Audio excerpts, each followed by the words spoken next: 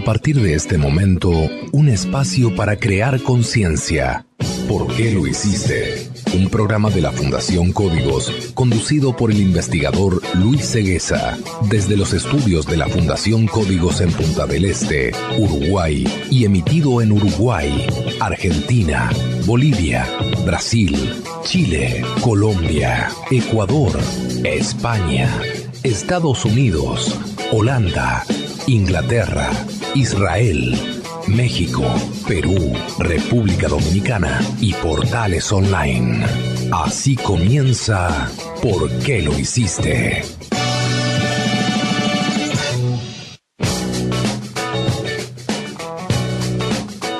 Amigas y amigos, nuevamente desde los estudios de Fundación Códigos en Punta del Este, República Oriental del Uruguay, desde el punto más alto de Punta del Este, desde los estudios de la Fundación Códigos, transmitiendo para toda la cadena ECO, les damos la bienvenida nuevamente a ¿Por qué lo hiciste? ¿Por qué lo hiciste? Una producción de la Fundación Códigos.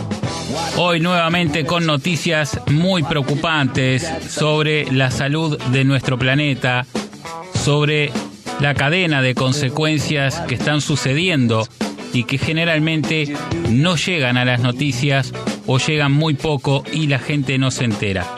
Vamos a hablar hoy de dos noticias muy importantes aquí en ¿Por qué lo hiciste? Y para eso vamos a los titulares de hoy con Majo López. El colapso de las colmenas. Las abejas están desapareciendo. ¿Por qué? ¿Cómo afecta esto a nuestra alimentación? ¿Cómo podemos evitarlo? La reserva global de semillas en el Ártico se inunda por culpa del calentamiento global. El cambio climático ha puesto en peligro las semillas más valiosas del mundo, guardadas en una bóveda enterrada en el hielo y que se suponía capaz de resistir cualquier desastre. Historia de la batería.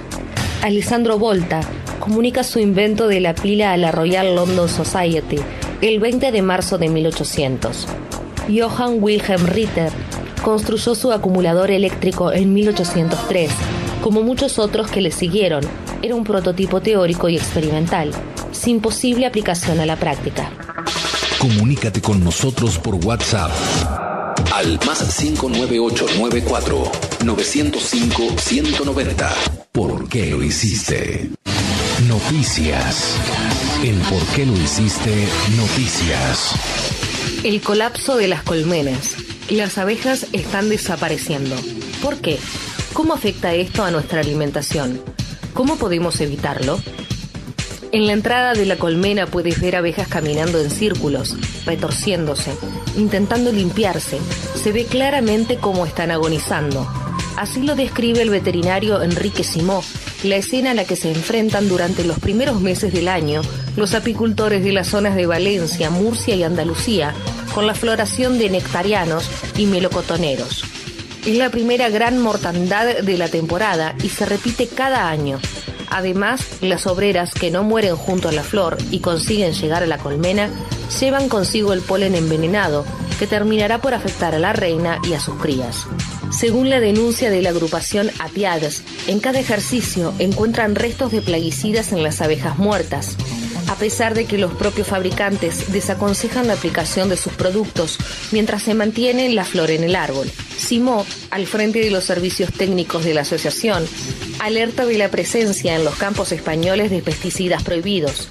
Aconsejamos a nuestros apicultores que no se queden en la zona, que durante el mes de febrero se trasladen a otras localidades sin frutales tempranos. El síndrome del colapso de las colmenas. En otoño de 2004, apicultores de todo el mundo comienzan a alertar en pérdidas masivas en sus colmenas.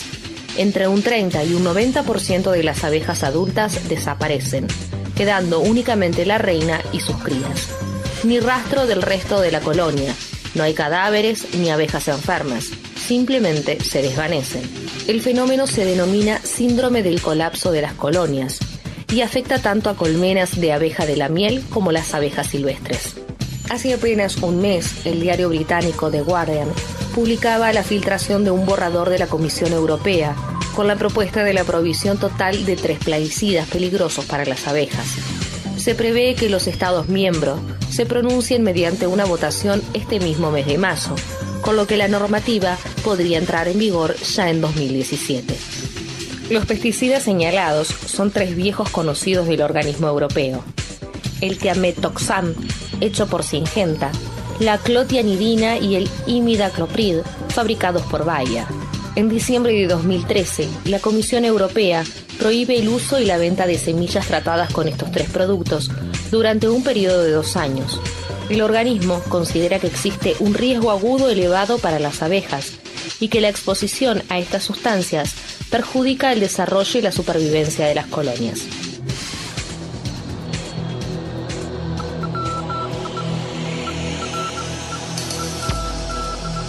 Señoras y señores, la noticia más importante, sin duda, es la de este fenómeno llamado colapso de las colonias, que quiere decir que las colonias de insectos están colapsando, están desapareciendo. La noticia habla claramente de que en el año 2004 se detectaron los primeros casos de este fenómeno único, sin precedentes en la historia, al menos hasta ahora eso es lo que se sabe. Un fenómeno raro, inclusive raro porque las abejas desaparecen, dejan la colmena totalmente vacía, dejan la colmena sin protección ninguna.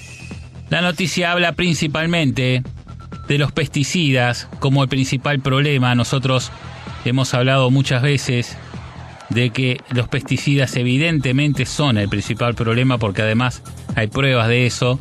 Se han encontrado las celdas de las colmenas, las celdas tapadas con cera por las propias abejas para proteger a las crías de los pesticidas.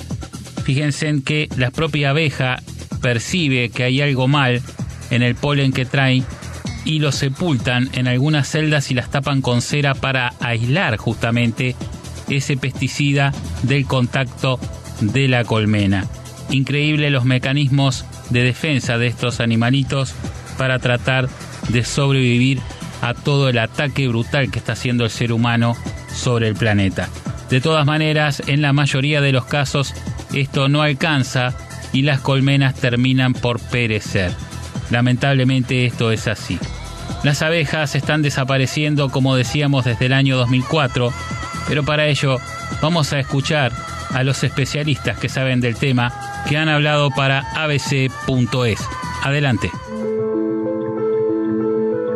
El síndrome de despoblamiento fue un problema que empezó a partir de los años 2004 alrededor.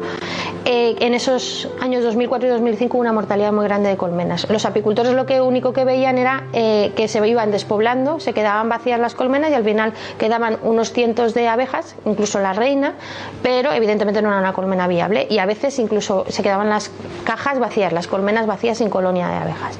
Entonces no estaba asociado a ningún otro síntoma que era de los habituales que se hubieran reconocido anteriormente y desde ese año, desde el año 2005, nosotros hemos empezado a trabajar con un parásito que hemos comprobado en las colmenas experimentales que tenemos nosotros que produce esa sintomatología, que es Nosema cerana.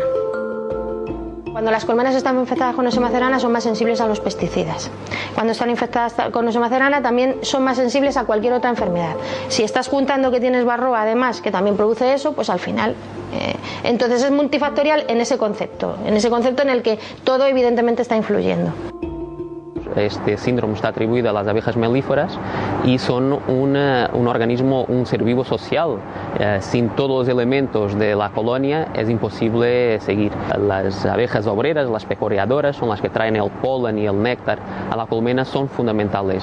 Al estar expuestas a determinados agentes, el uso masivo de insecticidas, que tiene no solo efectos agudos, que es la muerte inmediata, que ha pasado en muchos casos en España, de colmenas que están expuestas a determinados contaminantes y se pierden todas, con muertes de millones de abejas, sino que también tiene efectos que se conocen como subletales. Son efectos que no las matan inmediatamente, pero les provocan un debilitamiento muy importante. Esto se nota, por ejemplo, lo más conocido es la desorientación a determinados insecticidas sistémicos, muy conocidos son los neonicotinoides, que se han prohibido algunos en la Unión Europea, provocan la desorientación de las abejas, como si estuviesen borrachas y por lo tanto no saben volver a la colonia. Al no saber volver, pues esa colonia se va debilitando y termina por morirse. La abeja de la miel además tiene un proceso de domesticación desde anterior a los egipcios, con lo cual esas colmenas que vemos tan masivas no son normales. Sí que hay en algunos casos se pueden formar grandes, pero lo que hemos hecho ha sido ayudarlas tanto que se han vuelto un poco inútiles a defenderse por sí mismas. Y eso es lo que le está pasando ahora con las 3 enfermedades que tienen en cadena. Es un ácaro, un hongo y un virus. Entonces, el ácaro es capaz de cargarse una colmena entera, pero normalmente la diezma muchísimo, pero ya en combinación con el hongo y con el virus, pues ya vemos que muchísimas colmenas van desapareciendo. Pero no solamente colmenas de abeja de la miel, sino cualquier tipo de abeja. El ácaro no es tan específico a la abeja de la miel, y como hay 1000 especies de abejas en España, unas 22.000 en el mundo, entonces podemos ver que el desastre no solamente es la abeja de la miel si va desapareciendo, sino también el resto de las abejas que producen más polinización incluso que la abeja de la miel. Muchas veces cuando hablamos de las abejas pensamos en la miel. Y hay gente que me ha dicho, uy, qué horrible, nos vamos a quedar sin miel. Pero si fuera ese solamente el problema no sería nada. Sería importante obviamente, pero no sería nada comparado a lo que realmente puede suceder. Las abejas, de las cuales hay 22.000 especies de abejas, y otros insectos, son encargados de la polinización. Son pequeñas maquinitas perfectas que hacen un trabajo que el hombre no puede hacer. Polinizan y de esa manera nacen los frutos de la tierra. El 70% de los frutos y alimentos que come el ser humano dependen de estos insectos polinizadores. Y como están muriendo, esa producción de alimentos está en peligro. Por eso decimos, comparado con el daño enorme que puede sucederle al planeta y a todos los seres vivos de este planeta, si nos quedamos sin el 70% de los recursos alimenticios, la miel en este caso no significaría nada. Es un problema enorme del cual todavía no han hallado una solución. Algunos pesticidas han sido prohibidos, pero esta determinación tampoco es suficiente. Y máxime si tenemos en cuenta que quizás no sean solo los pesticidas los causantes de este fenómeno llamado colapso de las colonias. Vamos a escuchar música ahora con Carlos Ernesto, pero a la vuelta vamos a seguir explicando un poco más de cuáles pueden ser las causas de este fenómeno y cuáles podrían ser las soluciones que el hombre tendría que tomar urgentemente para evitar el hambre mundial. De este fenómeno mundial que está aconteciendo en todo el planeta desde el año 2004, se ha agravado muchísimo, cada vez más. Recuerdo allá por el año 2011 y 2012 ya estábamos hablando de este tema y hemos escuchado opiniones de personas que son especialistas en esto, científicos americanos, y también hemos escuchado opiniones de apicultores argentinos y uruguayos que nos han comentado prácticamente lo mismo. Las abejas en determinado momento desaparecen y no vuelven más. Dejan a la reina y a las crías solas, algo que es inédito porque generalmente esto no sucedió nunca, está sucediendo desde que empezó este fenómeno y es algo realmente increíble, sobre todo para los apicultores que saben bien cómo las abejas protegen la colmena y sobre todo a la reina. Y decíamos antes de la música que hay otras causas además de los pesticidas que pueden estar incidiendo en estos fenómenos. Nosotros personalmente hicimos algunas pruebas, algunos experimentos para tratar de entender el comportamiento de las colmenas. Tenemos una colmena aquí en la fundación y hemos notado que con el uso de los celulares las abejas parecen enloquecer, parece que pierden el control, salen despavoridas y evidentemente si tenemos en cuenta la cantidad de celulares que hay hoy en el planeta, es probable que esto también esté causando un daño. Y la otra causa, que también la hemos hablado aquí en Por qué lo hiciste muchas veces, que está relacionada también con la obra del hombre, es el CO2. El CO2, no solo el que sale de los caños de escape y de las industrias, sino el CO2 que vuelve a caer, porque la tercera parte del CO2 que asciende a la atmósfera vuelve a caer a la tierra y al mar. Cuando cae en el mar provoca la acidificación de los mares, otro fenómeno que está destruyendo la vida marina, y cuando cae en la tierra también cae en las flores y opaca directamente el aroma de las flores, y esto hace que las abejas no encuentren su alimento o queden desequilibradas a raíz de estas tres causas. Por un lado los pesticidas, por otro lado las ondas magnéticas de los celulares, que son microondas, y por otro lado el CO2 que neutraliza el aroma de las flores. Tres cosas que están incidiendo en que estos animalitos puedan hacer su trabajo, y lo que es peor, están incidiendo en que puedan vivir, porque prácticamente la población mundial de abejas ha descendido casi la mitad, y eso es muy grave. En el norte del planeta mucho más que en el sur, pero esto va en progresión, y desgraciadamente también en el sur ya se han empezado a ver muchos casos de este fenómeno que, como decíamos, se llama colapso de las colonias. Vamos a seguir escuchando voces de expertos que hablan sobre el tema, que conocen bien a la abeja, para entender un poco más esta problemática. Creo que los patógenos juegan un papel fundamental. En primer lugar, porque está demostrado su efecto sobre las colonias de abejas, y en segundo lugar, porque creo que falta concienciación por parte del sector y probablemente por parte de algunas autoridades sanitarias sobre la necesidad de su control. Para Varroa Destructor existe un programa nacional de control, pero se está incumpliendo el decreto 600, el Real Decreto 608 del 2006, que obliga a un tratamiento de todas las colmenas con un medicamento veterinario. Se venden menos dosis de medicamentos que colmenas hay en España. Y luego nuestros estudios demuestran que en muchas ocasiones la aplicación de los medicamentos es incorrecta. Luego es un parásito conocido, muy virulento, que no estamos controlando adecuadamente, y su prevalencia aumenta de año en año. En segundo lugar estaría Nosema ceranae, que por gran parte del sector profesional y algunas autoridades sanitarias siguen considerando que es un patógeno menor, cuando la ciencia ha demostrado a día de hoy que es uno de los mayores peligros para la apicultura. Y en este caso el problema que tenemos es que no hay ningún plan de control ni hay concienciación, y para que te hagas una idea podemos decir que su prevalencia ha pasado del 40% en 2006 a casi un 80% en 2015. En tercer lugar, puede tener un impacto muy negativo otros plaguicidas de los que nunca se habla. Por ejemplo, otros insecticidas como el clorpirifos, muchos fungicidas, los herbicidas totales, que les encontramos como residuos de manera muy importante en las colonias de abejas, y que actualmente nuestro grupo está estudiando qué impacto puede tener sobre las colonias. ¿Ves? Todo el mundo habla de la moratoria de 3 neonicotinoides que aparecen en el 0,5% de las muestras, y nadie habla de otros plaguicidas que aparecen en el 80% de las muestras, y creemos que hacia ahí hay que dirigir el foco. Además de que aparecen como residuos en las colonias de abejas, eliminan muchos ecosistemas, eliminan muchas plantas aprovechables por los polinizadores como alimento, y creo que suponen también un riesgo muy, muy importante, y que con los modernos sistemas de agricultura se están utilizando. Y en tercer lugar, pues aunque lo del cambio climático también está muy en entredicho, es cierto que se está produciendo una alteración en los periodos de floración de muchas plantas melíferas.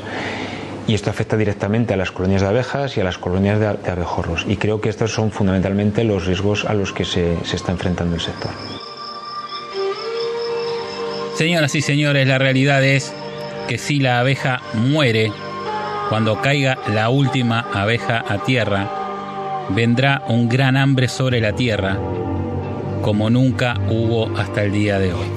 Para los que creen y para los que no creen, esto está anunciado en las Sagradas Escrituras bíblicas, y también en Apocalipsis hay una parte que nos deja pensando, que dice así: cuando abrió el tercer sello, oí el tercer ser viviente que decía: ven y mira.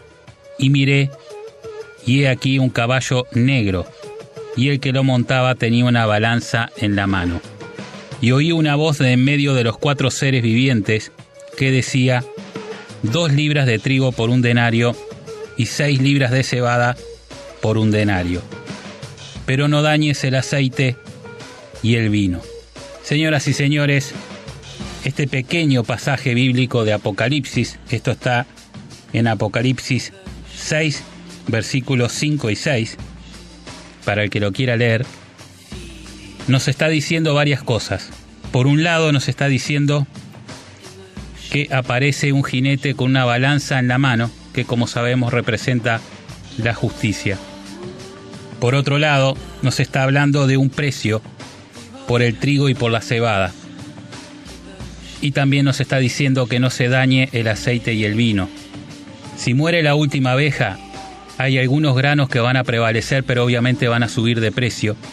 Cuando dice 1 denario, está hablando de lo que hoy puede ser aproximadamente $50. Y esto nos estaría diciendo que 2 libras de trigo saldrían $50 y 6 libras de cebada también saldrían $50. Lógicamente, si quedan solamente algunos granos para poder alimentar 7.000 millones de bocas que hay hoy en el planeta, los precios de los granos van a subir. Y después dice, no dañen el aceite y el vino, y bueno, casualmente o no, el aceite, cuando habla del aceite aquí se está refiriendo al aceite de oliva, que era el que se usaba en Israel en esa época, y el olivo justamente no necesita polinización. Y cuando habla del vino, obviamente habla de la vid, y la vid tampoco necesita polinización. Podrá pensar alguno que esto es casualidad, pero vaya qué casualidad, ¿no? Nos está diciendo aumento en el precio de los granos y que el vino o el producto de la vid y el producto del olivo continuarán, ya que uno se poliniza con el viento y el otro se poliniza a sí mismo. Como decíamos, podrá haber alguno que crea y alguno que no crea, pero la cuestión que esto está escrito hace 2000 años y está por acontecer. Y vamos ahora con la segunda noticia de hoy, con Majo López. Noticias. En ¿Por qué lo hiciste? Noticias. La reserva global de semillas en el Ártico se inunda por culpa del calentamiento global. El cambio climático ha puesto en peligro las semillas más valiosas del mundo, guardadas en una bóveda enterrada en el hielo y que se suponía capaz de resistir cualquier desastre. Se diseñó como una inexpugnable fortaleza congelada que protegería las semillas más valiosas del mundo de cualquier desastre natural y aseguraría el abastecimiento de comida de la humanidad para siempre. Pero la bóveda global de semillas enterrada en lo profundo de una montaña del Círculo Polar Ártico ha sido profanada por el calentamiento global, que generó temperaturas tan extraordinariamente altas durante el invierno que el agua derretida se coló por el túnel de entrada. La bóveda está en la isla noruega de Spitsbergen y contiene casi 1 millón de paquetes de semillas. Cada paquete corresponde a una variedad de un importante cultivo alimenticio. Cuando se abrió en el año 2008, se suponía que el profundo permahielo en el que estaba enterrada la bóveda ofrecería protección contra el desafío de los desastres naturales o humanos. Pero las altas temperaturas que vivió el Ártico en el año más caliente del que hace registro provocó derretimiento y muchas lluvias, en lugar de la nieve liviana que suele caer. No se nos ocurrió que pudiera derretir el permahielo y que se podría llegar a condiciones climáticas tan extremas como las que vivimos, afirma Askim del gobierno noruego, que es propietario de la bóveda. Entró mucha agua al inicio del túnel, pero luego se convirtió en hielo, así que cuando entramos nos encontramos con un glaciar. Afortunadamente el agua derretida no llegó dentro de la bóveda, el hielo se pudo quitar y las valiosas semillas están seguras por ahora, conservadas a una temperatura correcta de menos 18 grados Celsius.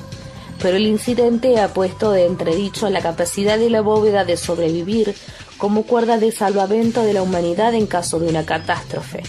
Se suponía que tenía que funcionar sin la ayuda de las personas, pero ahora tenemos que vigilar la bóveda las 24 horas del día, asegura Askim.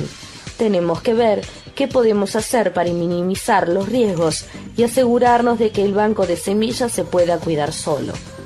Los encargados de la bóveda están esperando a ver si las altas temperaturas de este invierno fueron algo de una sola vez, o si se repetirán o incluso aumentarán en la medida en que el cambio climático caliente a todo el planeta.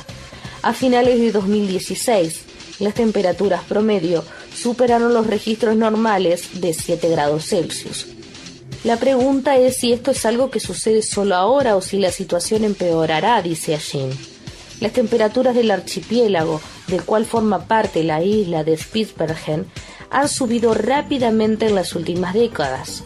Las temperaturas del Ártico y especialmente la de Svalbard han subido más que en otros sitios del mundo. El clima está cambiando radicalmente y estamos azorados por lo rápido que está sucediendo. Ahora los encargados de la bóveda están tomando precauciones, como por ejemplo, grandes obras para impermeabilizar el túnel de 100 metros que entra a la montaña y trincheras en las laderas de la montaña para canalizar el agua proveniente de los derretimientos y de las lluvias. También han quitado material eléctrico que había en el túnel y que generaba más calor y han instalado bombas dentro de la bóveda para que actúen en caso de una inundación. Se supone que esto debe durar una eternidad, dice Asmus Asdal del Centro Nórdico de Recursos Genéticos que opera la bóveda de semillas. Recuerdo hace algún tiempo atrás aquí en ¿Por qué lo hiciste? Hablábamos de esta reserva futurista. En aquel momento realmente lo veíamos como algo muy futurista. Esta reserva de semillas. Porque de alguna manera el hombre entiende que tarde o temprano los cataclismos en la Tierra terminarán destruyendo todo. O quizás alguna devastación nuclear. Y por eso es que se hizo esta reserva de semillas en un lugar que supuestamente, como dice la noticia, debería poder solo, sin ayuda del hombre, contener en buen estado estas semillas. Para eso fue creado ese búnker en esa isla noruega. Pero no se calculó que podría tan rápidamente empezar a derretirse el hielo allí. Imagínense que este búnker está adentro del hielo, 100 metros para adentro. Y fue diseñado justamente para poder vivir eternamente con esas semillas allí, sin que las semillas se echen a perder, porque obviamente la temperatura en ese lugar permite la conservación de estas semillas. Pero ha sucedido algo inesperado.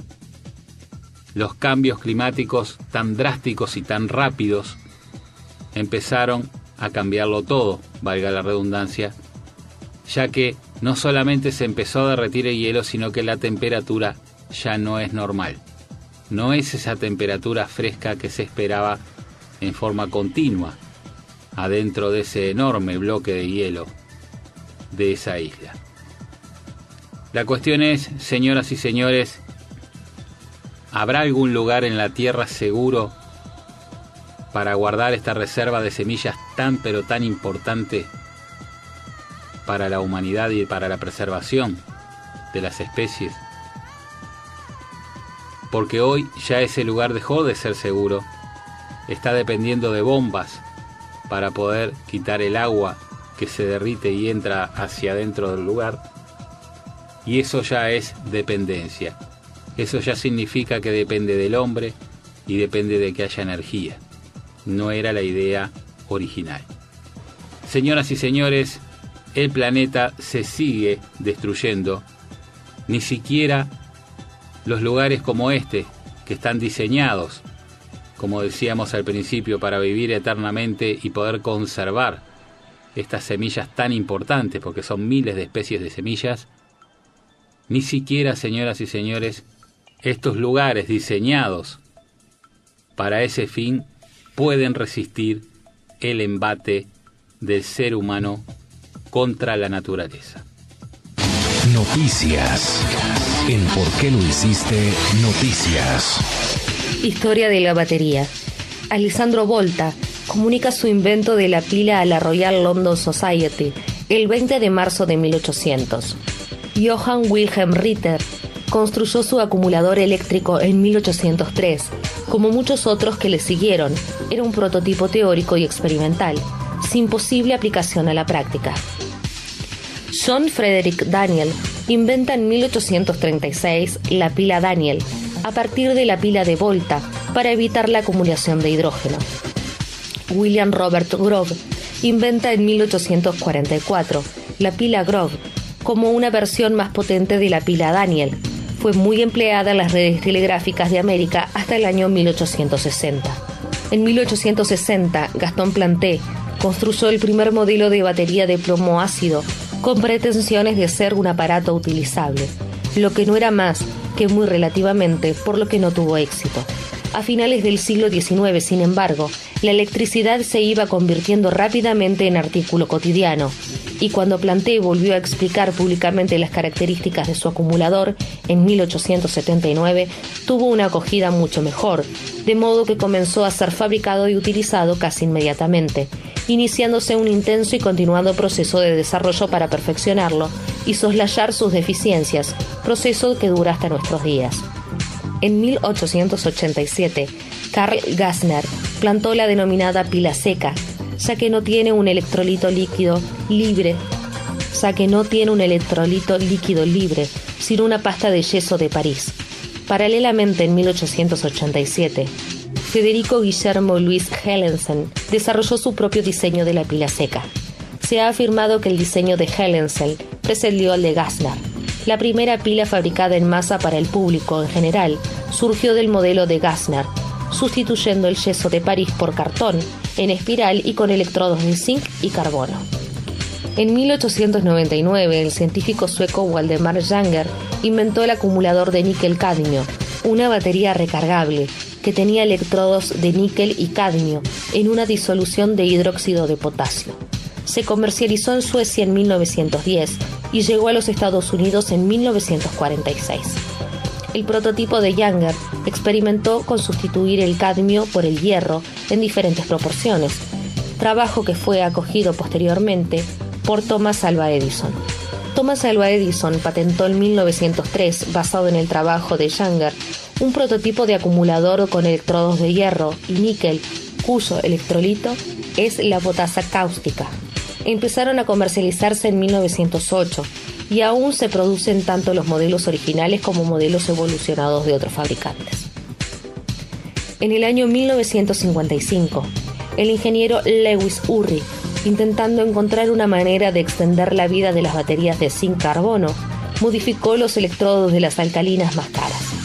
La batería de Urry se componía de un cátodo de dióxido de manganeso y un ánodo de zinc en polvo con un electrolito alcalino. Estas baterías salieron al mercado en 1959. La experimentación con pilas de litio comenzó en el año 1912 con Lewis, pero no fue hasta la década de 1970 cuando se vendieron las primeras baterías de litio. Se emplean actualmente diversas pilas con litio en el ánodo y diferentes sustancias en el cátodo. En la década de 1980, el químico estadounidense John B. Goodenough dirigió un equipo de investigación de Sony que produciría finalmente la batería de iones de litio, recargable y más estable que la batería de litio puro. En 1996 se lanzó al mercado la batería de polímero de ion de litio, en la que su electrolito se aloja en un polímero sólido compuesto y los electrodos y los separadores se laminan entre sí, lo que permite envolturas flexibles. Pese a desarrollarse la tecnología de níquel-hidrógeno en los años 70 para satélites de comunicaciones comerciales, las primeras pilas de níquel-metal hidruro de grado consumidor para pequeños usos aparecieron en el mercado en el año 1989.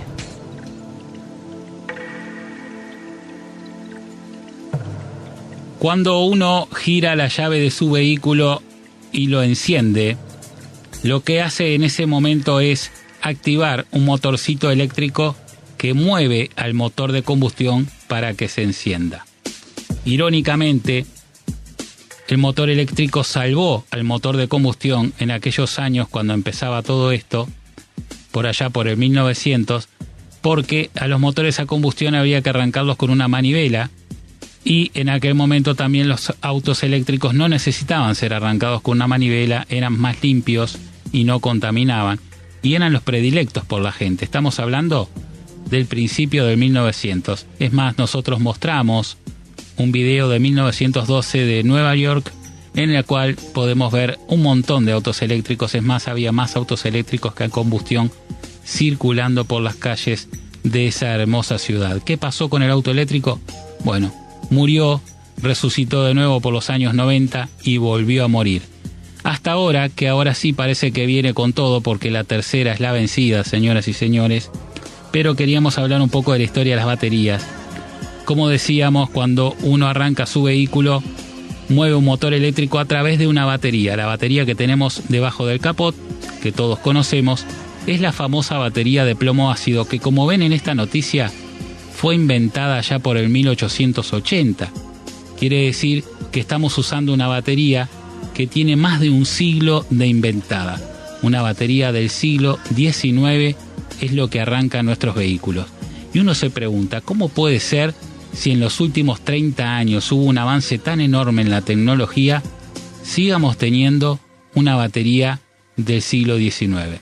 La respuesta es muy simple. Todos los nuevos inventos de baterías fueron a parar a un cajón. Desgraciadamente ha sido así, hasta ahora que gracias a los celulares aparece la batería de iones de litio, y esto ha hecho hoy por hoy que la tecnología realmente empiece a avanzar y que los vehículos eléctricos puedan contar con una batería liviana, de rápido carga y de mucha autonomía. Mismo es el caso también de los drones, por ejemplo. Hoy se ha logrado volar en forma eléctrica. Hay un avión que acaba de dar la vuelta al mundo, que no solamente es eléctrico, sino que también es solar.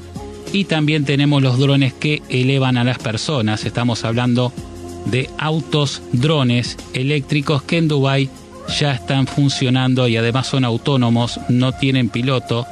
Obviamente uno puede pensar, bueno, ¿quién se sube ahí, no? Pero ya están funcionando y hay mucha gente que los está usando. ¿Cómo llega el ser humano a volar con un motor eléctrico o con varios motores eléctricos?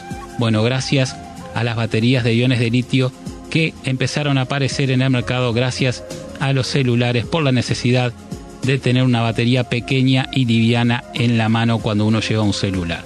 Señoras y señores, el ser humano hoy ha logrado mucho en tecnología. No es necesario seguir contaminando el planeta con estos motores de combustión que tienen más de un siglo de inventados. Sí es necesario, urgente, un cambio de tecnología para poder salvar a este planeta y para poder salvar a las nuevas generaciones de un caos global climático, el cual desgraciadamente ya lo estamos empezando a ver, pero aparentemente se sigue mirando para el costado. Y bien, amigos, hemos llegado al final del programa de hoy. Quiero agradecer como siempre a Daniel Hogar, máxima variedad siempre. También agradecer a Global News. Leen, escuchan y analizan todo lo concerniente a tu empresa y a tus competidores. Global News, presente en 17 países de Latinoamérica. También agradecer a Visa, porque la vida es ahora. Y al doctor Rosenberg, experto en nutrigenómica y medicina de avanzada. Quiero agradecer como siempre a todos los que integran el equipo de ¿Por qué lo hiciste? A Carlos Ceguesa en los controles, en la selección musical, en la presentación de la misma, a Vanessa Gaspar en Maldonado, a Carlos Acosta en Montevideo, al doctor Gustavo Gavier en Córdoba y a Majo López también en Maldonado. Agradecer a todos los ingenieros de sonido que trabajan para llegar a ustedes en 225 emisoras en 16 países. Agradecer a los dueños de dichas emisoras que nos permiten llegar a vos y por supuesto agradecerte a vos que siempre estás allí. Chau, chau. Hasta aquí te presentamos ¿Por qué lo hiciste? Desde los estudios de la Fundación Códigos de Punta del Este y para Uruguay, Argentina, Bolivia, Brasil, Chile, Colombia, Ecuador, España, Estados Unidos, Holanda, Inglaterra, Israel, México, Perú, República Dominicana y Portales Online. Será hasta la próxima semana. ¿Por qué lo hiciste? Un programa de la Fundación Códigos.